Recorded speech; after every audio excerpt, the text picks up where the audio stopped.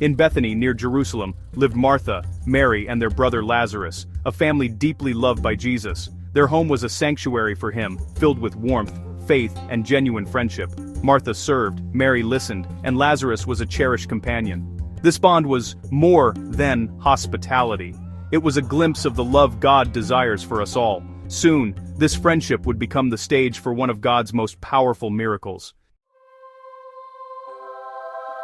One day, in the quiet village of Bethany, two sisters, Martha and Mary, found themselves facing a crisis. Their beloved brother, Lazarus, had fallen gravely ill. Desperate and anxious, they sent word to Jesus, hoping he would come quickly. Their message was simple, but urgent. Lord, the one you love, is sick. In their hearts, they believed that Jesus, who had healed so many, would not hesitate to help a dear friend. Yet, when Jesus received the message, he did not rush to Bethany as everyone expected. Instead, he remained where he was, near the Jordan River, for 2 more days. He told his disciples, "This sickness will not end in death, but is for God's glory, so that God's Son may be glorified through it." His words were mysterious, hinting at a purpose far greater than immediate healing. The delay left everyone confused and uneasy. The disciples wondered why Jesus would wait when his friend was suffering. Martha and Mary, waiting in Bethany, watched the hours slip by, their hope mingling with fear. But Jesus saw beyond the present moment. His delay was not neglect, but a deliberate choice. He was preparing them for a revelation that would deepen their faith and transform their understanding of God's power.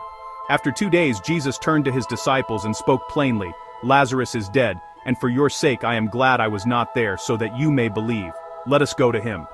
His words carried both sorrow and hope, signaling that something extraordinary was about to unfold.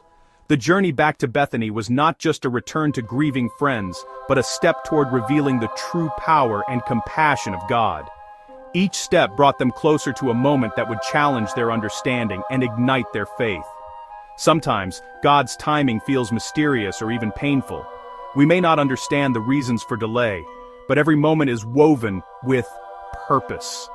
In waiting, faith is tested and hearts are prepared for something greater than we can imagine.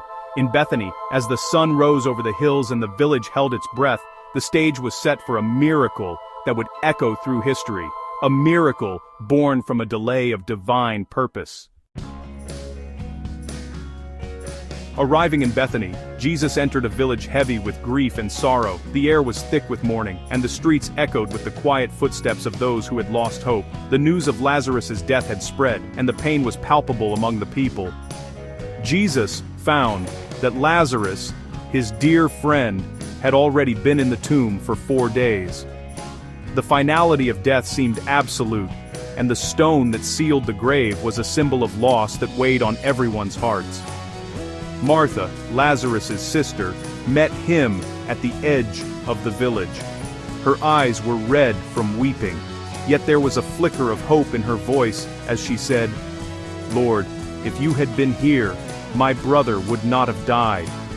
But even now, I know that God will give you whatever you ask." Her faith, even in the midst of heartbreak, was unwavering, a testament to her trust in Jesus' power and love. Jesus looked at Martha with compassion and assurance. He replied gently, "Your brother will rise again." His words carried a promise that reached beyond the grave, offering hope where there was only despair. Then, with a voice filled with authority and love, Jesus declared, "I am the resurrection and the life. The one who believes in me will live, even though they die." Soon after, Mary, Martha's sister, came to Jesus. Overcome with emotion, she fell at his feet, her tears mingling with the dust. She echoed Martha's words, her voice trembling with both sorrow and longing. Moved deeply by the sister's grief and the mourning crowd, Jesus asked, "Where have you laid him?" As he walked to the tomb, he was overcome with compassion and began to weep openly, sharing in their pain. His tears were not just for Lazarus but for all who suffer loss. In that moment, Jesus revealed the depth of his empathy. He entered into human sorrow, sanctifying our own grief with his presence and love. Even in our darkest moments, Jesus stands with us, offering comfort, hope, and the promise that sorrow will not have the final word. At the tomb, Some marveled at Jesus' love, others doubted, asking why he hadn't prevented Lazarus' death. Jesus commanded, "Take away the stone." Martha hesitated, worried about the reality of death. Jesus reminded her, "Did I not tell you that if you believe, you will see the glory of God?" The stone was rolled away. Jesus prayed, "Father, I thank you that you have heard me, that they may believe you sent me." This moment was not just about Lazarus, but about revealing God's power to all. Faith was about to meet the miraculous.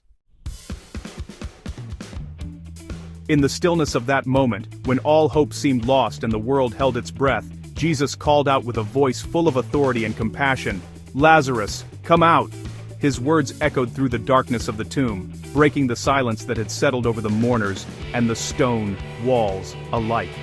Against all odds, Lazarus emerged from the tomb, still wrapped in burial cloths, alive. The impossible had happened before their very eyes. The man everyone thought was lost forever now stood blinking.